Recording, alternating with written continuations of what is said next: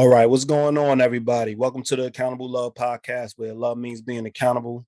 My name is Aziz, and today we have two guests from the organization Harambee, which is a community-based organization that uplifts the Black community and spreads knowledge about Black culture. We have Ty and Shah here, and obviously we're going to, based on that point, we're going to have a discussion about how personal relationships affect the community. We all have personal relationships. We all should be able to select the relationships we want to select. But if they affect our community, and the way we're raising our children, the way we're raising each other up, the way we're building each other up, ultimately affects the community. Because if you have people in the community with similar mentalities, the same mindset, and they're looking towards positivity, and they're looking towards building positive relationships, then you have a community based on positive relationships. Therefore, the community will be positive. But if you have people that are comfortable in trauma, people that are comfortable sabotaging and destroying relationships, it affects the community. So are we responsible for the personal relationships we bring in our community? Well, Shai and Ty join me to discuss. All right, enjoy.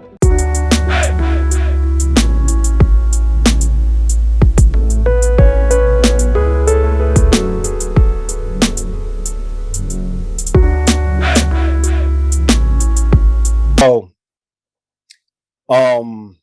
first I want to ask y'all, being that this is a community-based organization, what do y'all personal relationships look like? How does that truly affect the community? What do you think having strong personal relationships, does it affect the community or does it affect the community?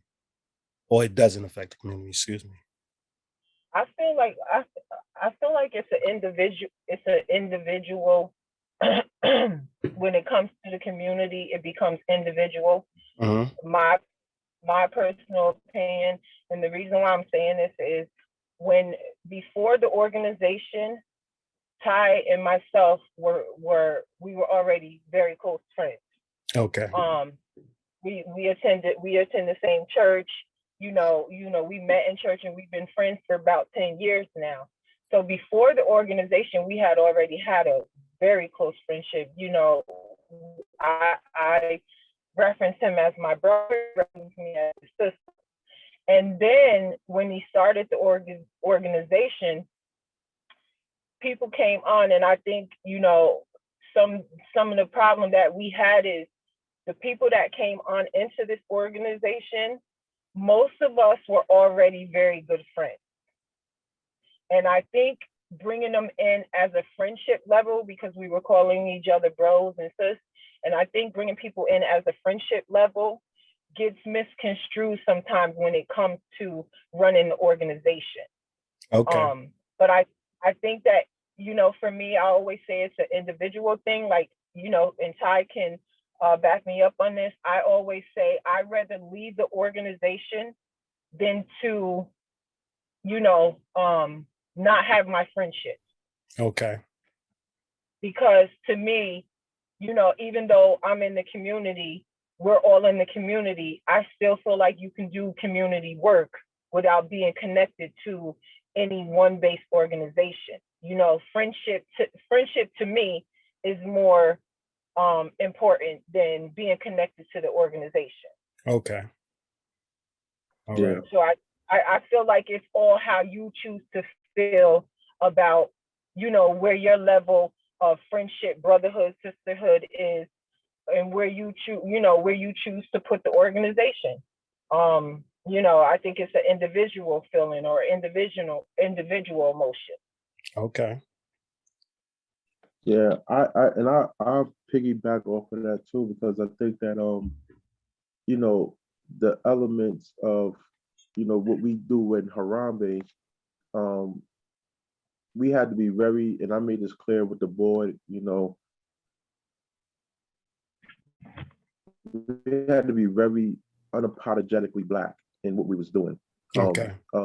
Ulster County is known for its slavery ownership, racist mentality. So this is not like just doing something and we just to do it. It's a really strong message. And when we say to be unapologetically black, that's exactly what we mean. Like, we're not gonna secondary who we are because of the color of our skin. We're gonna be proud in the color of our skin. Definitely. So when we talking about the relationship and the importance of it, what I was creating and what I am creating is the village. It's the village mentality. Definitely. Because as you see what's happening in the world today, sorry to get a little bit off, but just look at yesterday. Look at the Supreme Court decision. Taking over women's rights, owning their bodies.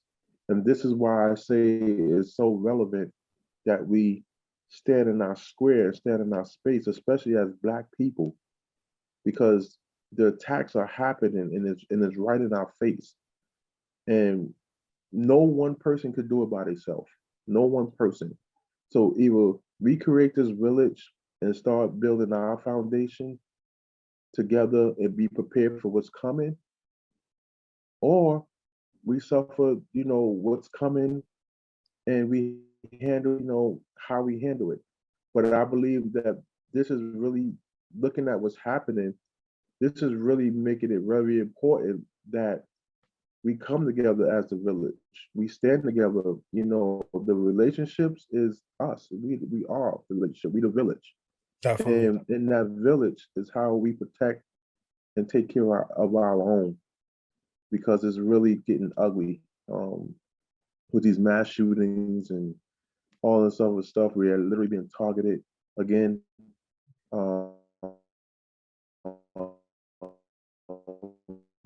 You're breaking up a little bit. And we have to not be. I'm sorry, bro. Can you hear me now? You hear me Yeah. now? It's either we be quiet about it or we do something about it. And I believe that building that Harambee culture and what it stands for. How Harambee is Swahili. It's our first African language, and it means to come together of people. Okay. And that's what we created. Yes. I like that. So, as y'all know, this is the Accountable Love Podcast. So when you hear, coming on the podcast, when you hear accountable love, what's the first thing that comes to mind? And each of y'all can answer it. Accountable love to me is, being accountable in your love. Like, we had this thing, and that's a great thing we talk about all the time. You can't just throw the word "I love you" out there to anybody. You can't do it. You can't do it.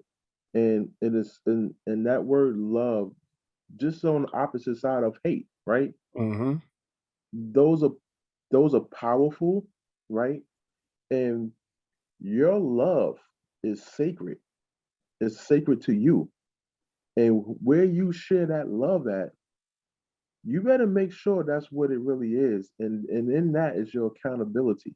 Definitely. If I'm gonna tell you, Aziz, brother, I love you, you need to see more than the words come out of my mouth. You need to see my action. And my action should be held accountable to me saying I love you, my brother. Yes, I agree. Absolutely. All right. Absolutely. I to piggyback off of what Ty said, I have to agree with that. Accountable love is just what it says, accountable love. So if you say, as my brother or my sister, if I'm saying that I love you, I will hold you accountable, because Definitely. I don't believe that if you genuinely saying that you love somebody and they, they're out of pocket, you jump on a bandwagon to make them think that is okay. No, you hold them accountable like you will hold someone else accountable. And that's pretty much what, accountable love is. I love you enough to hold you accountable and tell you that you out of pocket. Definitely. Oh, some excellent definitions. Okay, I like what I'm hearing. So, like I heard y'all, I listened to what each of y'all was saying. And one thing about when we talk about accountable love, like first thing I'm going to acknowledge I just did a whole message on the move about love, and the opposite of love is actually indifference. It's like when you became slaves, when you became, like when things was going on in our community, when people were not even acknowledging us, it's indifference. It's not even hate. Hate, you feel something. And hate, at least you feel something towards somebody. You at least know them enough to hate them. Indifference is where they disregard you. They don't even know you exist. You ever felt some way towards a person and it's like, yeah, I wish you the best, but you really have no emotional attachment anymore. That's indifference. When you hate a person, you still care about them. In some way, some form of fashion, they still rent space in your head. You still have animosity towards them or whatever it is. But when you're indifferent, you can care less. They can die today or tomorrow and you can care less. So we like to educate people and say, okay, we hear it based on the emotional aspect because they look at love as an emotion. But we say love is a faith. Love is a belief system. So when you jump in a relationship, you honor that belief system, and that's through accountability. So that's one portion I heard, I heard when we was having this discussion. The next thing I heard, like when you were saying individual choice, and I was thinking like it's an organization, right? This is how we see the village. Nobody's individuals. Everything we do affects somebody else. You're born into this world and it affects somebody else. You're taking food out somebody else's mouth. You have to start looking at yourself as a collective entity and know that you're being accountable and you're going to be held accountable for just being in this world. Whether you're doing something positive or you're doing something negative, you're either giving to people or you're taking from people. And if you have a clear understanding of what the process is, then you can now fully invest in your relationships. So when I'm really talking about the community as a whole, do you think a lot of people have this mindset like, that's just me? That's just what I want to do. That's just what I have the right to do, X, Y, and Z, versus if I do this, it's going to affect how people view the community as a whole. If I do this, it's going to affect my personal relationships. What do y'all think? Well, let me just answer. So I want to touch on something too. So the individual part of it, even if you're talking about a group, and even if you're talking about a community, it starts individually first. It starts with you first, because if you're not individually stable and grounded, your worth coming into that community, becomes, if because we experienced this already, right? And this is why I'm saying that. There's people who's not aware, and there's some who are aware of their stability in life, right? Individually, who they are. And if you don't be truthful to yourself about who you are individually, when you come into that group setting, because you are so imbalanced, it is a recipe of disaster, to what's happening in that village, because you don't want to be honest about who you are and where you at that very point. Pride is a mother. Pride is a mother. Definitely. And when people can't break past the pride, and if I can't say to you, Aziz, yo, bro, I need help, man. I need some guidance, man. And don't feel less than because I came to you like that. That's powerful. Definitely. Because I'm able to lean on you when I'm feeling low on something. But if my mentality is, I'm not gonna ask Aziz anything, man, because he's gonna look at me different, or he's gonna feel like I'm not holding my weight, or so on and so on. It becomes detrimental to the movement. Definitely. Because I would agree. that pride has blocked everything that we need in you to help. See, the community and the organization is a body. Definitely. And everybody has to do their part. Definitely. Everybody has to flow in it. Everybody because once something breaks down, it becomes a trickle effect. Because that's how it works. Definitely. That's how it works. And that's why I say, it starts first individually, because I have to be individually found grounded to come in and help and be a part of Aziz group that he's holding, because I want to come in there and I want to put those bricks on my shoulders right beside you. Definitely. All right. And if I can't do that, all that weight is shifting on you, and I'm just there. I would agree. So that's why I was talking about just the individual, where it starts first. It's so important that we consciously, individually, are focused on where we at and be honest about it. I This is the one thing I say in my group, bro. I said, I'm the founder, right? I'm the director, right?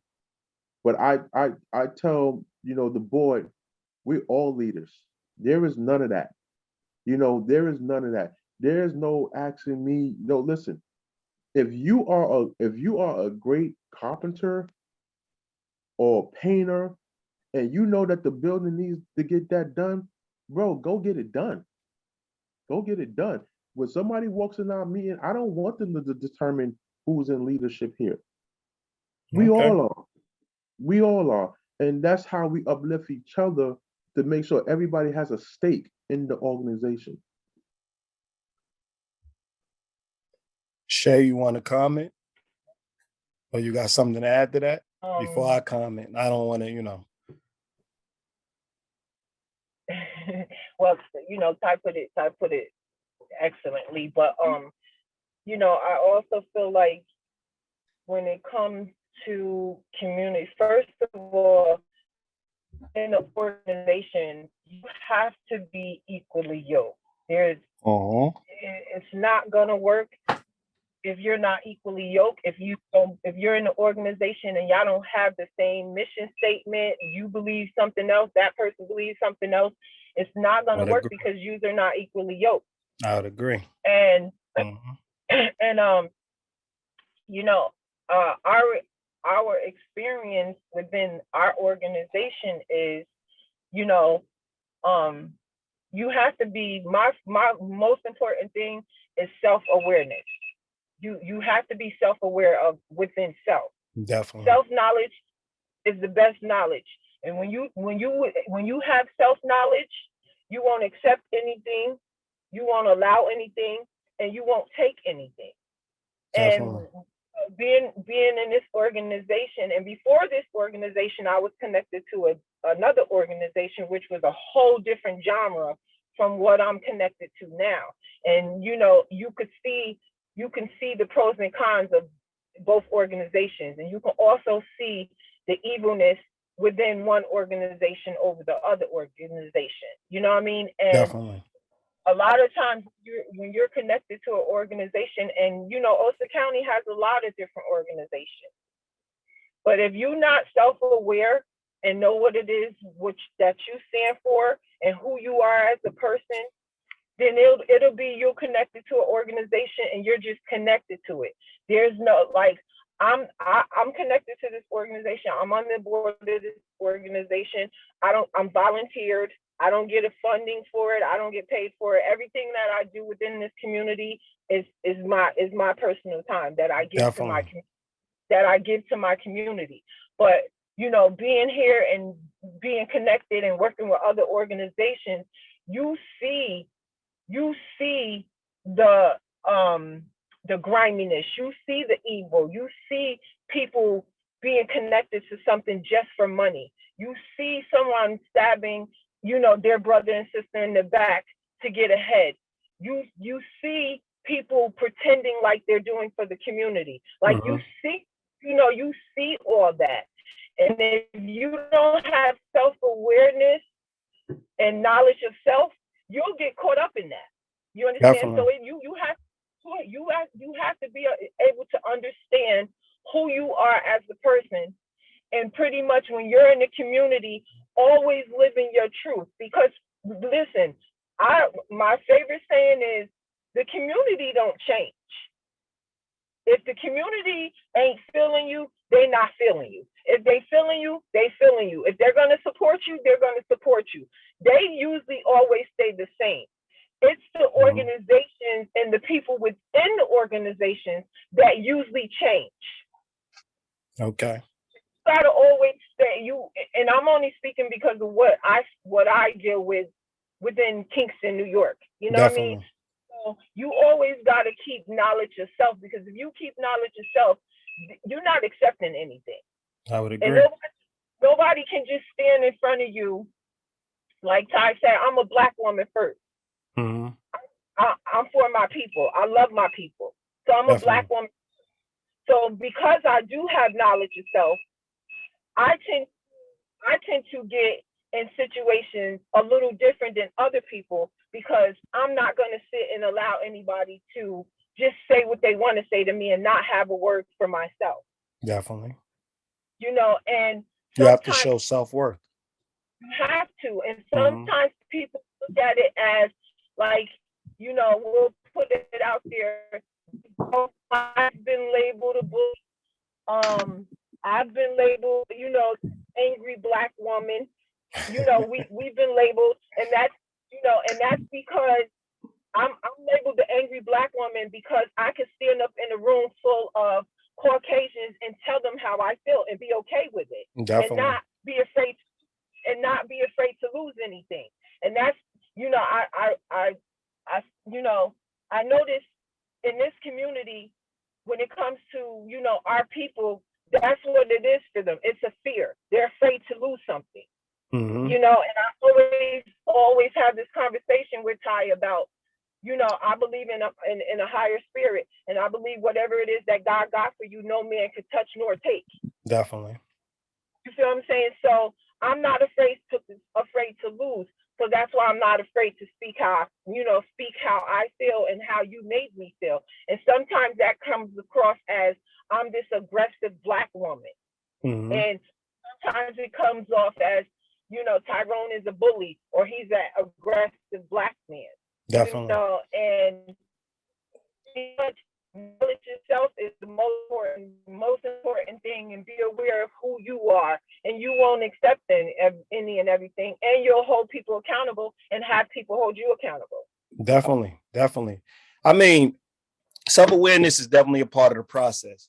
Where, you know, one thing, I don't know how often y'all hear us speak or whatever, but one thing we have consistent in the way we do things is defining our terms. So to speak, we got to have clear definition of terms. So when Tyrone said individual, when he was talking, when I heard him, I'm hearing identity.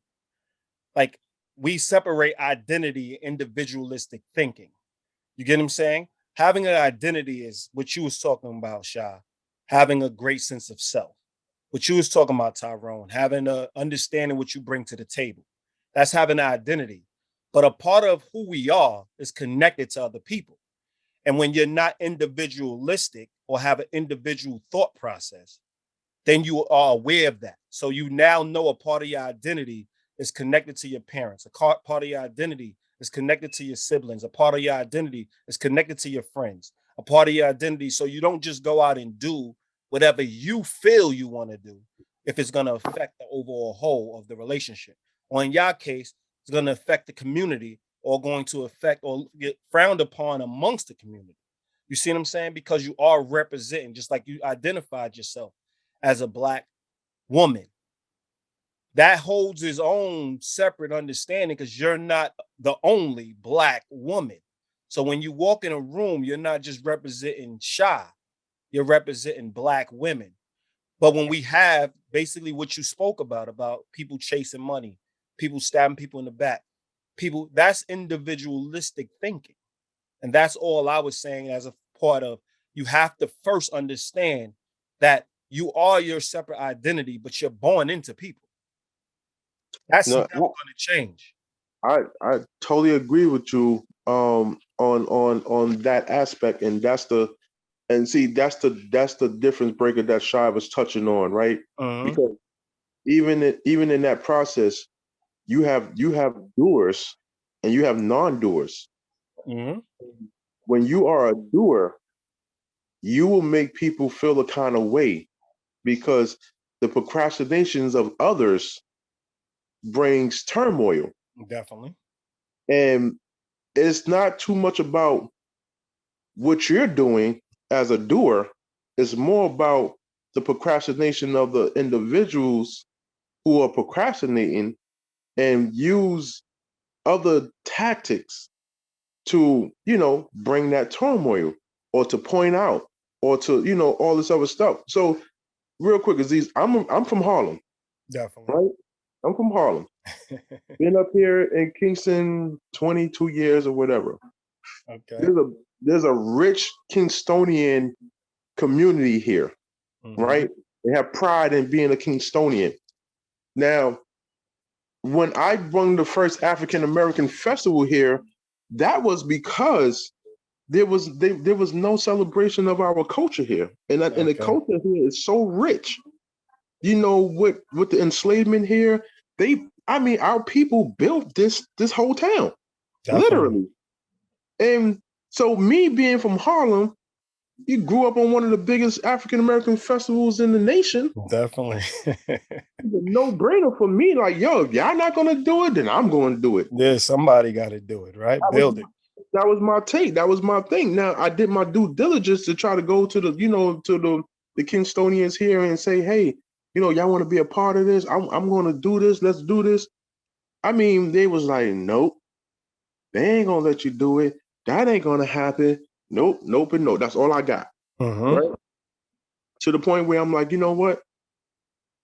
I'm gonna bring in my ones and twos, and I'm gonna bring that in, and I'm gonna bring it. And we're gonna start the block party.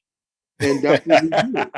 We're gonna start the block party. You know how it is. Clear the streets out, start the block party. In 2019, it went down. Yeah. Now you would have think that okay, it would bring the awareness to those people okay, it can happen, right? But it didn't, right? It became more of the outsiders is trying to take over the town and blah blah blah blah boom. So at that point, I had to look at this situation here, what I'm doing and where I'm at, right? And it became to the point where it's like, listen, I am not entertaining no more about what you think we can't do. Definitely. You're not the only Black person. It's like I'm not the only Black person. But I'm gonna do in my spirit and in my calling, I'm gonna promote everything about us. I'm gonna do everything about what we need to do as far as culturally speaking and all our little ones, and make sure that they don't, because I was in a school and the first thing that they talk about is enslavement. They telling our kids they are from enslavement. They're not telling our kids that they're kings and queens. We're free people who was enslaved. Definitely. There's a process. That's who we are. And the school are not telling our kids that. So so my thing was, I either sit down, be quiet, and be obedient to that, or I do something about it. Definitely. So I'm choosing to do something about it and not just yell out the problems. Definitely. But I mean, it's the education system is what you're looking at. But that takes us to the next point, right? Wouldn't it be if all the parents are educated and they're teaching their kids, how could the teachers or any educational system tell the kids something different if everybody's aligned? Absolutely. And that's why I say we don't have what we do here in Harambee. It is not a focus point on just kids. It's a focus point on families. Definitely. Me and Shah talks a lot about accountability to parents. The parents, the parents being now that our parents, and we talk. I'm not sure we talked about this a year ago on the show, me and you, Aziz. But I said this before on the show. I said, you go look back. I'm not going to go 20. Go about 10 years ago, when they had the big promotion of telling the kids that they can call police on their parents for being disciplined. I remember it. Systematic process. So that happened, right? That happened real fast. And then you seen all these kids talking about, it was all over social media. Yeah, I'm calling the police on my parents. I'm doing this, I'm doing that. It's a systematic process. Now you take telling our young generation, okay, you got a spanking on the butt, for whatever, this of a spanking on the butt and abuse. There's a big difference in that. Definitely. And you tell these young individuals that they can do that, and you mix that in with now we got 15-year-olds, 16-year-olds, 17-year-olds having babies. Okay. Now you fast forward all those two little recipes together, fast forward that up to our present time right now. What are we seeing? We are seeing young parents still trying to be out in the street, having parties and having fun. All right. Our grandparents, we are 40 years old as grandparents. 40 years old as grandparents. Definitely. Okay. There's no foundation of educating the family line. And look at our grandparents. Our grandparents is almost not in existence no more. We don't have like those 70, 80-year-old grandparents no more. They almost not even in existence. The oldest person in my family right now is 72 years old. That's crazy. That's crazy. And we're losing the generational alignment that was guiding us, in the family realm.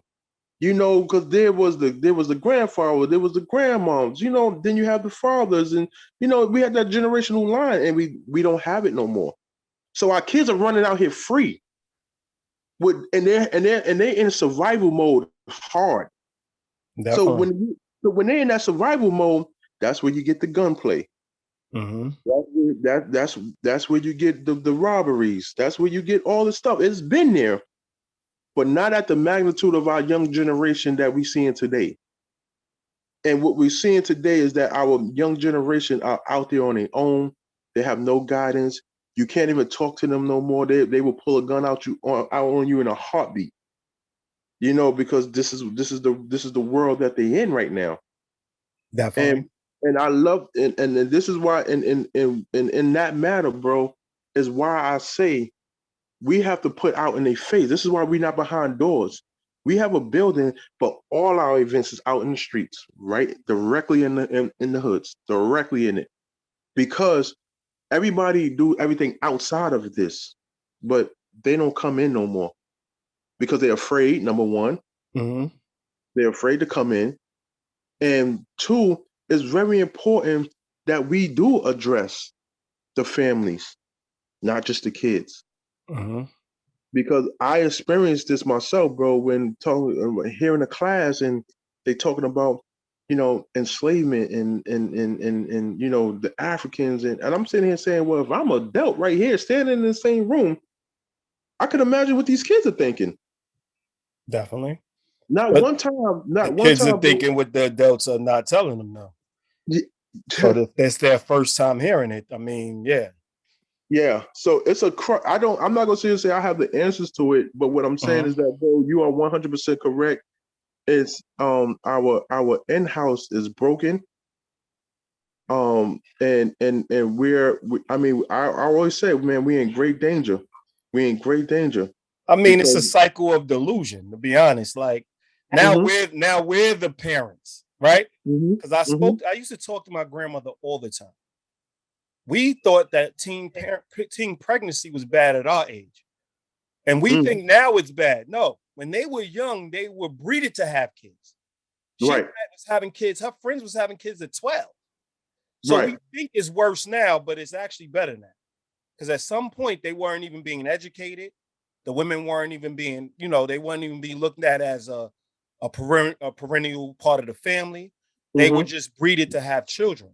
So when you look at everything from, like, if you step back outside of generations and just see what's progressing and what's actually still the issue, then you're able to see things a lot clearer. Like even the idea of family. Like we need to separate, again, defining terms. Relatives is blood.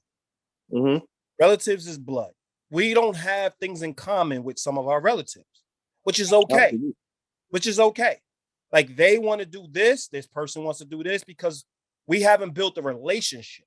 We just have blood in together. Why can't your village be your friends? We believe friends are the most important relationship you could have. Because Absolutely. those are the people you pick. Those are the people you choose. So when you're raising your kids, instead of raising your kids with your family, which you don't always believe in the things that they're doing, because the family dynamic is a little more individualistic.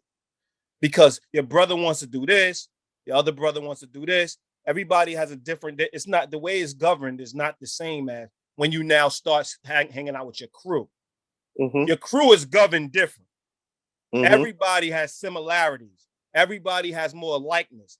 You're not hearing a bunch of people talking about, well, we're different. We're different. We're different. No, everybody's working for things in common, for common goals. So when you're coming together to work for common goals.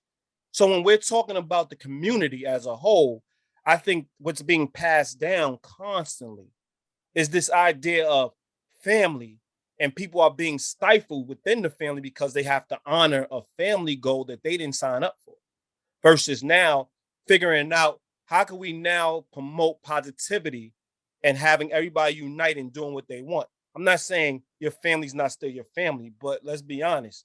You're older now. Shay's older now. Who's your closest people? No, and you're 100%. So what I'm going to say is that I think for the first time, even when Sha said it earlier today, we've been friends. We don't even call each other friends. That's my sister. It's a different family dynamic. Like, and you 100% correct, because that's exactly what I'm saying. In the organization, we don't, first of all, we don't run on the systematic lines of the world. Because why would we run under that systematic guideline? And that's the same systematic system that enslaved us. So why would we operate in that? Definitely. So that's why what I'm saying about the village, right? The village is our home. The village is in anybody, and we say this, like I said, unapologetic. Anybody of color comes into this village. If you are not of color, you are an ally, and we make sure that you understand that you are not going to stand in front of us. You're going to stand beside us, or you don't stand at all. Definitely. And we make that very clear. Definitely. So because in our village, it's not all bloodline. It's not. Our village is several bloodlines that has come together, though. Definitely. And we created one blood and created one bloodline. One blood, and that's it. So you understand that there's something that supersedes the subcultures that we create. And y'all actually have skin in common, blood in common. And I mean, and when you get a little more, when you expand it a little more, you get to see like 90% of us is poor. So you even get to see something greater, because now if we now battle skin, complexion, blood, like we start battling that, it becomes a smaller discussion. But when you really look at it, when people need to come together, it's 90% poor people. And if we all took care of one another, whether we was a different complexion, whatever, it would change the whole game. When you look at the village mentality, you have to sometimes expand it. But I wanted to touch on, again, when we was talking about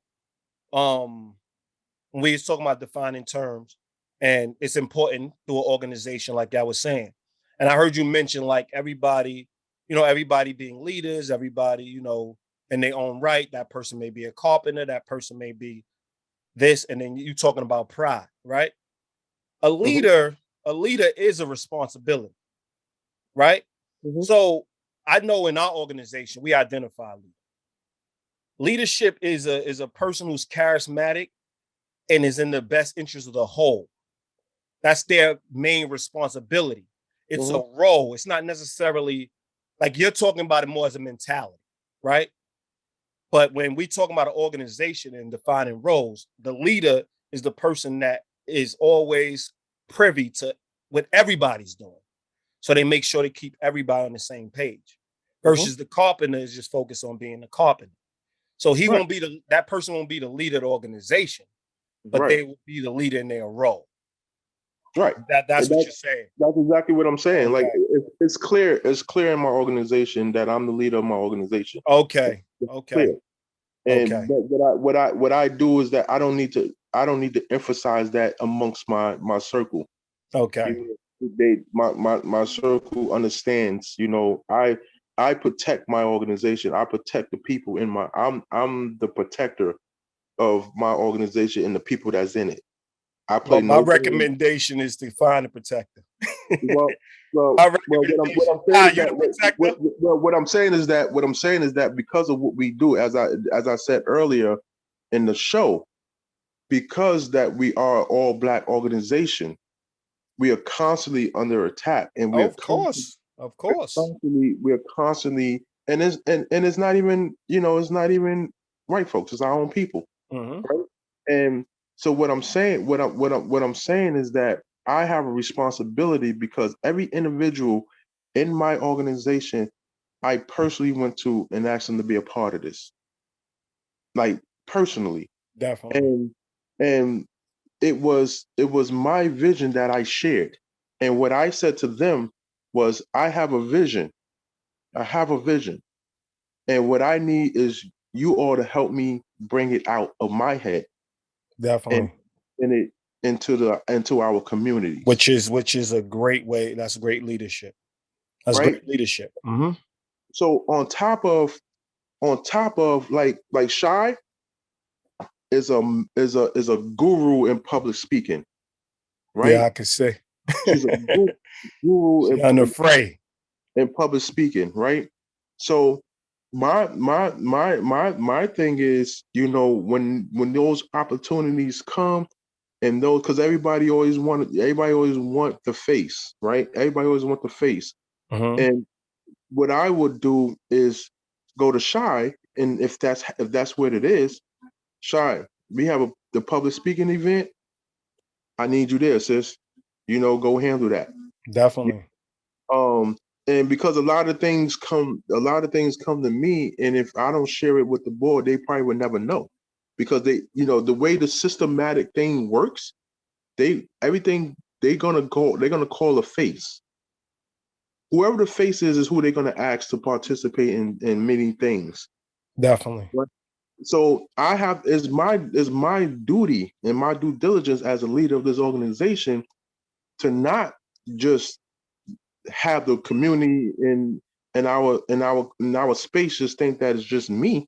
Definitely. Right? This is shared. This house is shared. This is not me sitting on no throne and giving orders. I'm in the trenches right with them. Definitely. I'm in the trenches because I don't believe in you being a leader just dictating the work, and your hands is just as clean as everything else, and you're on mute. I'm not real big on titles. I'm not like the title thing for me. I prefer not to have a title because I'm not big on titles. Every organization that I've been connected to, a lot, prior to this organization, my other organization, it was a title thing. Everything was a title. Now, for me, I don't like the titles. My name is Shy. I work in the community. I like to be in the community. I'm not all big on, I'm a community activist or I'm a community leader, because I feel like leadership can come within anyone. Some people are leaders and just have to be taught how to be a leader. Some people are naturally born leaders. You know what I mean? So, for me, I don't want to be looked at, and even within the organization, we're all here to do the work for the greater good. as a whole, Definitely. as a unit. You know what I'm Definitely. saying? So when it comes to people getting all carried away with the titles, you know, and like Ty said, yeah, he is the CEO. He created the organization. You know, it's clear that, you know, he's the leader and he has the leadership when it comes to this organization. But Definitely. I'm a leader within myself. And Definitely. although Ty is the leader, it's sometimes you wouldn't know because I've had to go toe to toe with him. Definitely. You know, you gotta go. Sometimes you gotta go toe to toe with people to let them understand and realize that hold up now, I'm a leader within myself, and I'm doing the work. You doing the work, you know. And you know, like before I got connected to this organization, I was by myself. I didn't have no organization, and that's one of the things that I struggle with within organizations is because a lot of people within organizations are in organizations and they it's like a pride thing to have a title.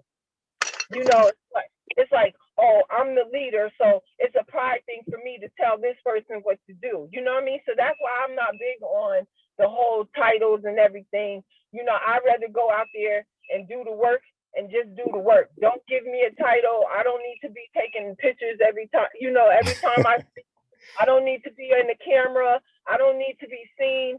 I'm going to do the work and that's it and that's all. And, you know, I think sometimes within organizations, people get confused about what, you know, where they are within that organization. If it becomes about you and not about the community, Definitely. then you're in the wrong place. Definitely. Because it's not about me. And one thing I respect about Ty is Ty has a big heart. He has a heart of gold. And one thing I respect about him is he gives his last blood, sweat, and tears for the community, like we all do. But we come in contact with people that are connected to communities. And me, it's just me, Ezekiel. I'm calling you out, period. You know what I mean? And if I'm on a platform where I'm public speaking and I feel like you're not on the same wavelength as me when it comes to helping people in the community, I'm calling you out because I know I'm putting my all into this. Definitely. You know, I'm blood, sweat, and tears into this. And I'm really out here helping people in the community. And I'm really out here doing it with free of charge. So when I so that's what art. When I see stuff profit, it's almost like something comes over me and I can't hold that in. I gotta tell you, you're for profit. Not out here, you know, you're not out here for the community. Definitely. We have people coming into the community that I live in Mm-hmm. and our community, you know, do GoFundMes and, you know, pray on the community, use our community, our already affected and hurting community, and put up GoFundMes and get this money and then go and buy, put a down payment on a home or something, or, you know, do something crazy. And then you never hear from them again or you never see them again. They're capitalists. Yeah, they're capitalists. Mm-hmm. Exactly. So it's like I got a problem with that. And if I me personally, if I see it, I'm calling you out on it. Definitely. Period. Definitely. And that's the problem. Like a lot of people, you know, a lot of things I feel like when you affect one person in the community that I live in, you're affecting all of us. Definitely. Now, this is what I'm saying. You have the mentality. You have the mentality. You see yourself as the community. One person in the community, right. You hurt one person in this community, you hurting all of us. And I can't sit down and just allow any and everything to happen to my community because I care that much about my community. Even though sometimes we don't get the love back that we give, I still care about my community. Definitely. And you got some people out here that don't care nothing about their community. It's like a beneficial gain for them and them only. And those are the false prophets that if I see, I'm calling out. And a lot of times, you know, that gets me in trouble. But like, it is what it is. That's what it is for me, you know. And that's definitely. I think we're equally yoked with Harambee as an organization because we've had our issues within Harambee too. Where you're gonna. That's the part. That's a part of people coming together. when we had to do things that wasn't, it was painful for us, but it had to be done, because when it becomes a liability for the organization, it's not about a friendship. It's about we have to do what we have to do for the organization. Purpose before pleasure, right? That's how that works. Yes, sir. Purpose before pleasure. So I just want to, like, our job as relationship builders, let's say when we're building relationships, our job is to make people more effective communicators, like effectively. You see how you call somebody a false prophet? Without the labels and the titles, you can't communicate. Right. You see what I'm saying? So you see, that's what's important. You have to have the titles, because then you understand, from people from the outside looking in, understand what you do. They come to you for your specific role.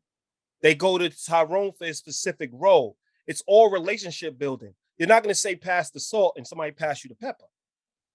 But the thing is, you have watched people abuse their roles. See, there's a difference. So now you have this mindset where it's like, I don't want no labels. I want to just stay away from that, because people have took those labels and now it's a power thing, not a understanding thing. But it's important to have labels, because if you was calling this person a false prophet and nobody understood what that was, it won't be effective. But you started off by saying, yo, he's a false prophet, she's a false prophet, and then you break down how they're false prophets. So it's important to have labels. It's important to have roles and to be clear in those roles. Like right now, just me sitting here.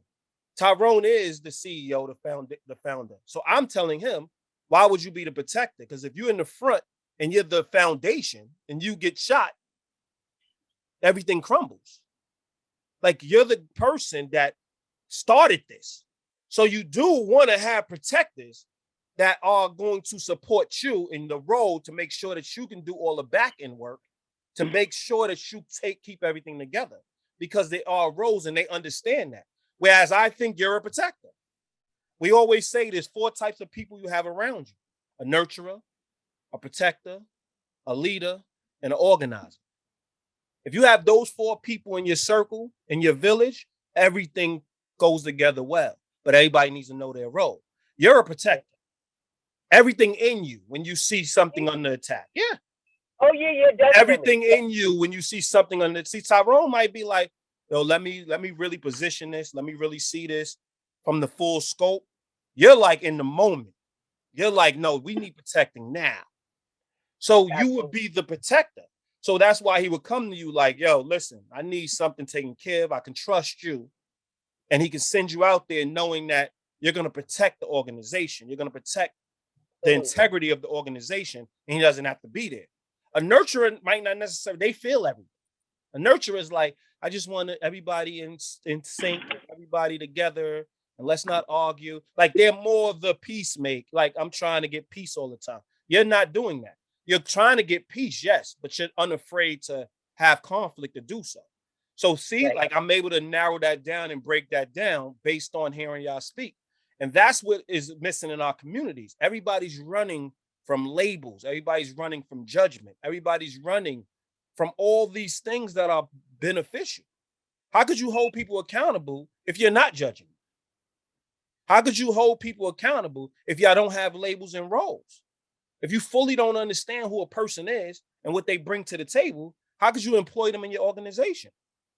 I don't know what you do, but you could come in because you see. Right. But I'm saying that. So so let me stand corrected, because what I'm saying is that in our organization, people know their roles. They're identified in their roles. Definitely. So what I'm saying is that when we out there, we're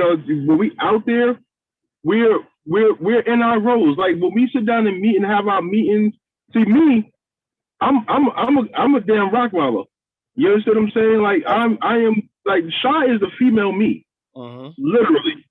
So that's why when I say that I'm the protector, because I'm not the one to be like, yo, let me just go check this out and see if we're going. I'm on it. You understand what I'm saying? And that's the kind of the difference. You understand what I'm saying? of me, because it's like when things happen, it's going to be either Shy or it's going to be me. Definitely. That's it, right? Everything under us comes to, oh, let's be the negotiating table. Let's be the, let's do all that other stuff. But when I come the way I come, I had already examined the situation. Definitely. It's not just me coming off a hearsay. Mm-hmm. I had already examined the situation. Definitely. There's no, people like to juggle around. Wrong is wrong and right is right. No, wrong is wrong and right is right. Mm-hmm. You see what I'm saying? We're in that space. Like don't try to justify your wrong by cutting it short. No, if you're wrong, okay, I'm wrong. My fault. I'm sorry.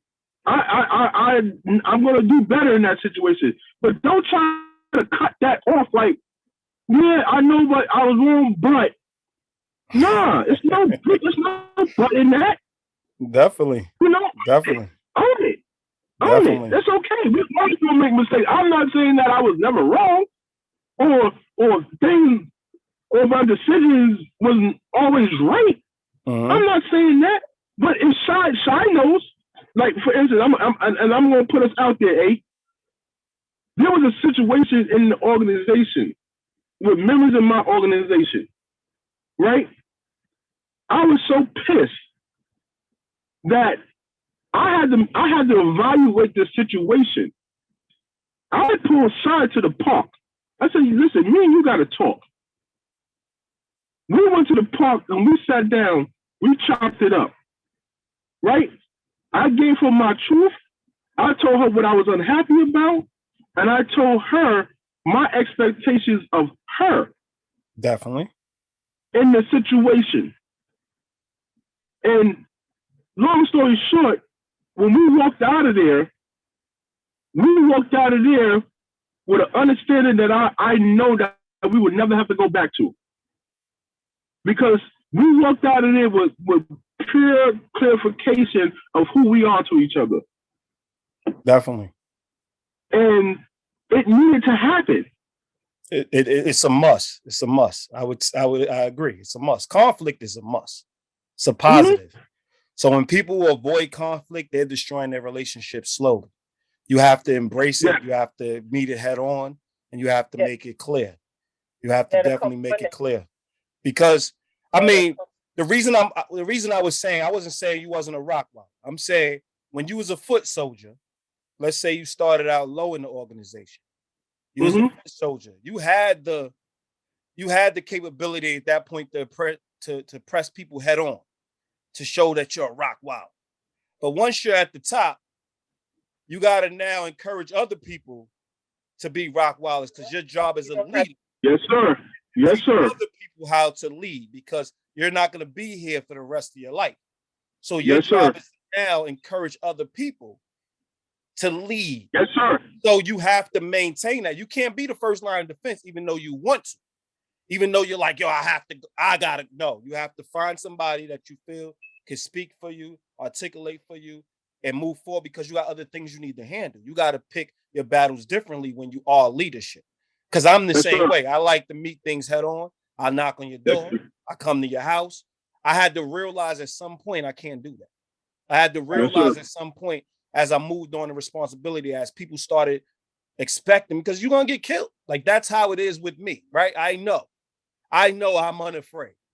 But now when you're like, okay, you can't put yourself and your organization in that situation. Forget you. You know you can't put them in the situation to lose a leader. So you have to now look at it from that standpoint and say, how could this be handled in a way where people aren't put in bad situations? And I'm not always putting myself in bad situations because I have to protect the organization. You get what I'm saying? When you put it together, you have the roadmap, and you're always 5 and 6 moves ahead in your head. So everybody's not privy to everything that's going on in your head, but you're making moves in your head.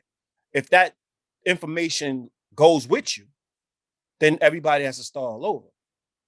So you have to understand, you have to protect yourself. So that's what I meant. Like, understand your no, role. I got it. No, you was on point, and what I was saying to you was that exactly what you're saying is what I started implementing. Like I have fell back a lot. Definitely. Like I have fell back a lot on a lot of things. Mm-hmm. You understand what I'm saying? And I had to refocus on the mission of the organization. Definitely. So I don't get involved with the chit chatters. You know, I don't go pressing people. Mm-hmm. I don't do nothing. If it's not before me in the present, it ain't happening. You understand what I'm saying? And I had to square myself away from that because my nature was that Rockwaller. Definitely. I understand. And it wasn't hard. It wasn't easy to curve that. Mm-hmm. You know what I'm saying? And to what I like a lot about what you talk about a lot of identifying, mm-hmm. right? You talk about a lot of observation and knowing and understanding. Definitely. And that's what I had to do. Mm-hmm. I had to take a step back. And literally the time that I went and talked to Shy is where I started the process of my evaluation. Definitely. You know what I'm saying? So it took me time. I'm not all the way there yet still, but Shy may not even know that. But that's when I started my process of how I need to move, how I need to change, how I need to, where my presence, need to be in, and to the day I have changed dramatically. I'm not out there. I cut some people off. I stopped going to certain groups. I don't go to certain places. Yeah, you have to make yourself scarce. I just reevaluated that and started, putting and I'm not I may say a couple of things, but I'm, when I know what I need to do, you won't hear it. You will see it. Definitely. No, you should say it though. I'm saying, what I'm saying is that I may be in a meeting and say it that time, but after that, I'm not talking. Oh yeah. Now it's time for action. What I'm saying? I'm implementing my actions. Definitely. Now it's time for action. So it is important. Go ahead, Sha. Yeah, and it's definitely like, I hear you and I understand everything you're saying about, Ty is the CEO and he should be able to step back and then someone should be able to step forward. And, the crazy part about it is usually that someone is me because it's within our organization, within our board. Like, like he said, we're at the process of doing this. We need to, as an organization, reevaluate what's important to us within Harambee. Within Harambee, because we at one point we were connected to two other organizations, and we came in as a trilogy. Definitely. And the reason why Ty gets stuck doing everything is because everybody's dedication is not the same when it comes to the organization. Definitely. Because we were connected to a trilogy, you have this organization, and their determination, their drive is their organization. Mm-hmm. You got this organization and their determined drive is that organization. And then you have Harambee. So, definitely. And I'll be honest, I'm one that went to him and was like, we got to disconnect. Because when everybody's determination is not the same and they don't have the same energy for what you have, that energy for, it's not going to work, because now it's becoming about self. People are coming, people are connected, but it's not connected as a unit. It's connected as self. Definitely. I'm going to go get this for myself. But they're using the name of Harambee to get it for their self. Definitely. So at some point, I went to Ty and was like, we got to disconnect and just worry about Harambee. You know what I mean? And, no love lost, because like I said, everybody within these trilogies, we call them family. But at the end of the day, what's important to you? This is why I said to Ty, what's important to you? Definitely. He said Harambee. So that's what you focus on. And there go your protector, I told you. and I'm a person. I'm a poor person as a friend. So my loyalty to him as a friend is saying, Harambee is what's important to you. Harambee is what you focus on. Definitely. Let everybody else do it. You feel what I'm saying? So you gotta have, you gotta have that. Them soldiers that when you say, listen, line up, it's time for war, they gotta be on that same page. Definitely. If they're not on that same page, then you need to disconnect that. You need to disconnect them soldiers for when you go to war, because you want to have somebody that's going to have your front, your back, your left, and your side. And if they don't have your front, your back, your left, and your side, then when you go to war, you getting killed. Definitely. Because you're not going back to back with your man or your homeboy, your homegirl.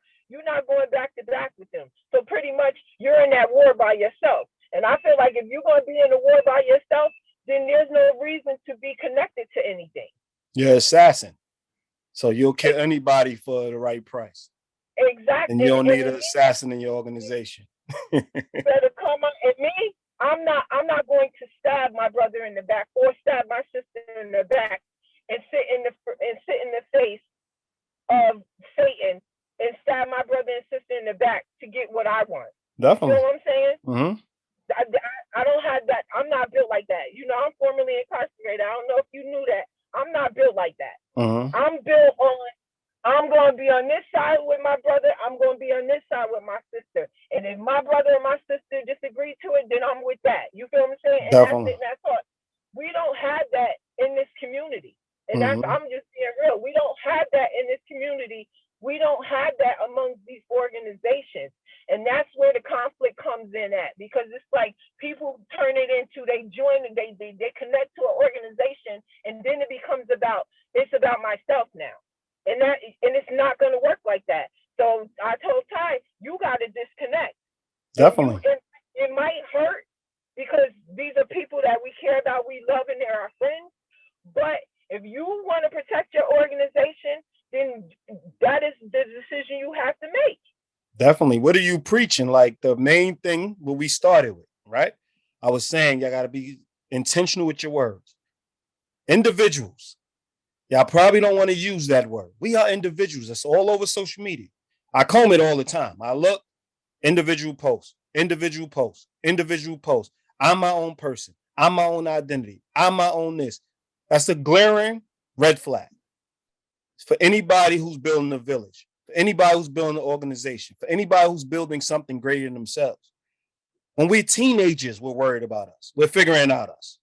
We shouldn't be 30, 40, 50, still worrying about us. Now it's time to invest in something greater than us and leave our foundation and leave our mark. So when we talk about the village mentality, that's what we're talking about. We're talking about understanding that you're not just a single entity. Understanding that you, every time you leave the house, every time you wash your behind, every time you poop, like you are taking somebody else's time. Understand that you're taking time from somebody else. You have to understand that. If you decide to do something personal, understand you didn't factor in your relationships. So they may congratulate you, but they may distance themselves from you. And it might be a positive. You have to know the difference because it's not positive for the relationship. It was just positive for you. So you got to be able to separate the individual mindset from the whole organization as a unit. And that's what we talk about in our relationships. That's what I meant by people are our currency. That's what I meant by people are our foundation. Because when you have the right people, you can move and do anything with the right people. I agree with you with that. And I think that, to what Shai was talking about is that's what we do. We never talk about like us. Like I don't say like, yo, I want to go have a party. And let me say this too, so it's on the record. Every fundraising we do, every money we get, 100% of that goes back into the community. Yep. 100% of what we raise goes back into the community, literally. Okay. So it's what I'm saying is that we are totally on that wave. It's never about, us. It's about, okay, how do, we need to go raise money to do this festival. Like, we just had a beautiful Juneteenth event, again, at the burial ground, right? Mm-hmm. It cost us about $7,500. And that's money that we raised to throw. Definitely. Right? We raised the money to do our festival that's coming in August, which I want you to come up to. I'll send you that info. But we got the festival in August. We raised that money. We have that money. We're set, because one of the reasons why we're doing that is another part of, as we talk about mentality, right?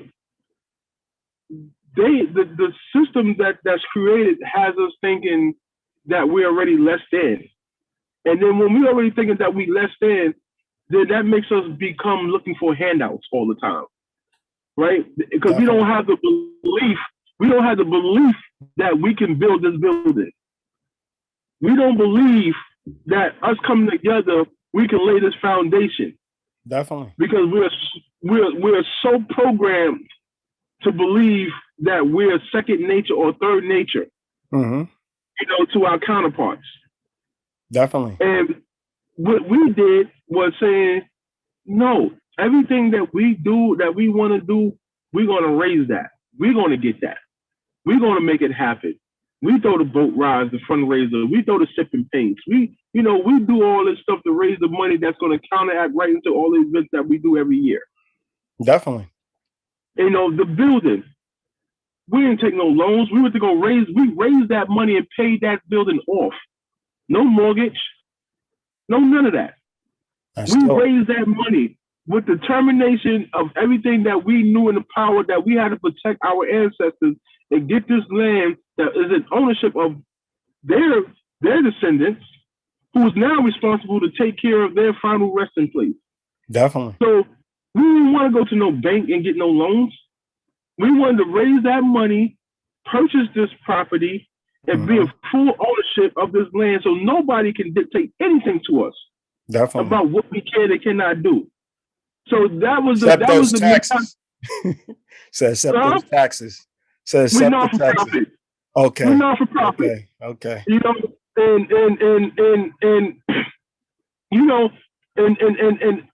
up here, not just up here, but everywhere, they'll take our communities with a red line. So this is where you will find all the drugs, all the guns, all the no's and don't do's. You can look at the areas, and tell what's what. Like you won't find liquor stores, Chinese stores, all these groceries, little things in certain neighborhoods. Right? So when you see these type of stores, you know the neighborhood. If you don't know, you will know real fast. Definitely. But those are our neighborhoods is the same neighborhoods that they take and write data on and send it to the federal and state government and say, hey, we have issues. We need millions of dollars to deal with these issues. They get these millions of dollars and it never touched the surface of the community that they use the data for. And this is what we're fighting. This is what we say. And this is what you need to be doing, as opposed to being on the ground, lacing up your boots. You need to now start changing laws, changing legislation. Everybody always talks about the people that aren't out there marching, and there's a role for that, but there's also a role for people who are doing the leadership work, like really getting legislation changed. And you don't see them. You don't see them. You don't know they exist, but they are doing a lot of the work because they are researching. They are going to the meetings. They are making sure that they affect change on a state level, on a federal level. They're making sure they're rising. So like I always tell people, see what's in front of you, change what's in front of you. And as you're moving up, you change what's in front of you. And as you're moving up, you change what's in front of you. Stop talking about the president. Talk about your community. If you talk about your community and now you're leading, then you can talk about what's above your community. And then you become a mayor. And then you can talk about what's above your state. And then you become a governor. And then you can talk. Then you're changing lives in a large capacity. There's room for everybody. to make changes. There's room, and that's what I understood you meant by leadership. I just wanted to be clear. There's room for everybody, and be a star in your role. Be a star in what you chose to do. If you don't want to make the time to go to those meetings and do all that, then do something else for the organization. But don't be mad at the person that's doing all of that, getting all of the publicity and stuff, because that person's putting in the work. You have to always identify what person's putting in a majority of the work and who has most risk, because they're going to get the rewards. That's just the reality.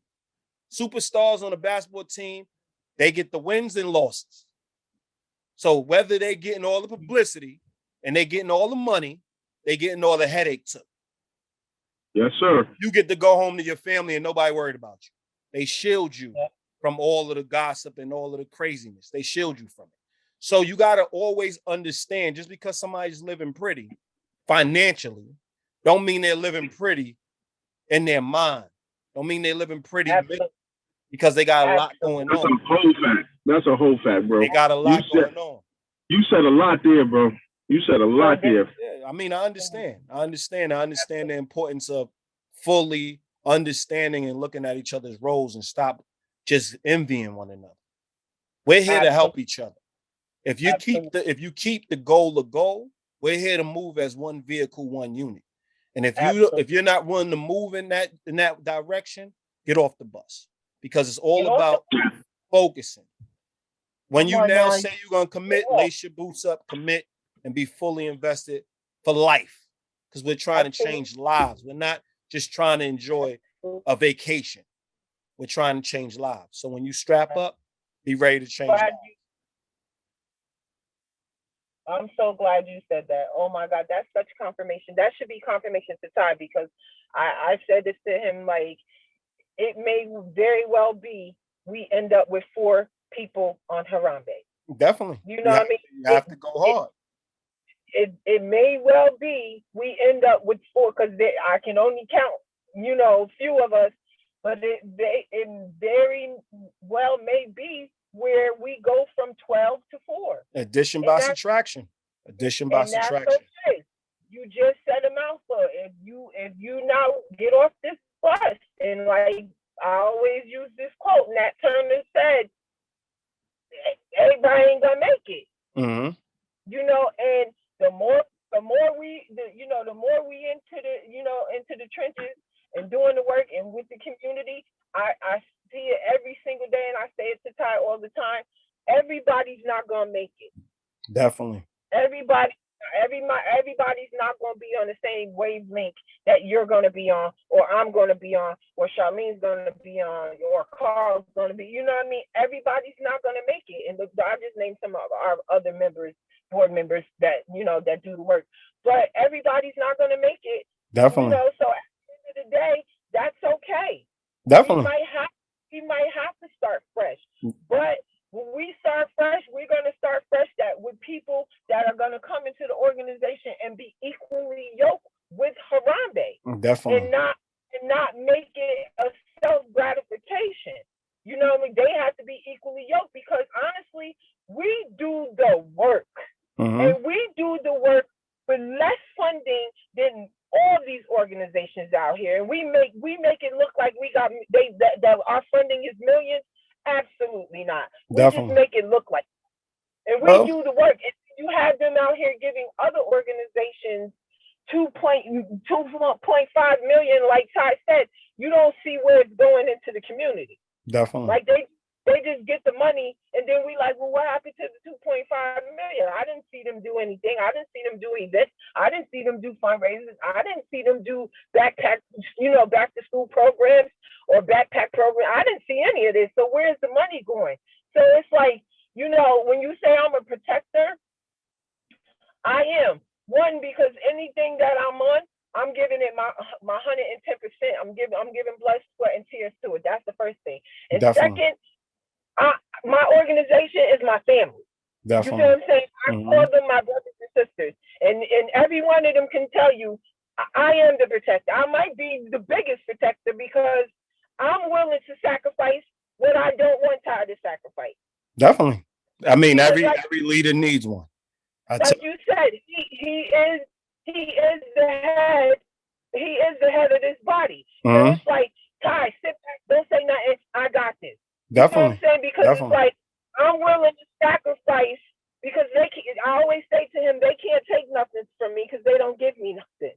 So it's like, let me sacrifice it and you sit back, because, not only is he the head of Harambee, he's also the Human Rights Commissioner. Definitely. Of Ulster County. So I always say to him, Ty, you got more to lose. Than I do. I don't got nothing to lose because they ain't giving me nothing. Let me say this. That's exactly what I was trying to say, man. But the village, I mean, it's all about having the village mentality. It's all about, like we say, if you're a love snob, you hold love to the highest of standards, and you have principles. And everybody that feels like they feel trapped by principles, they feel trapped by structure, they feel trapped, they don't understand true freedom. True freedom is knowing what you're getting into, knowing what you're going after, and waking up every day with a purpose. But I'm going to end it on that one. And I thank Ty and Sha for coming, and having this discussion. We talked about, how personal relationships affect the community. All right, enjoy.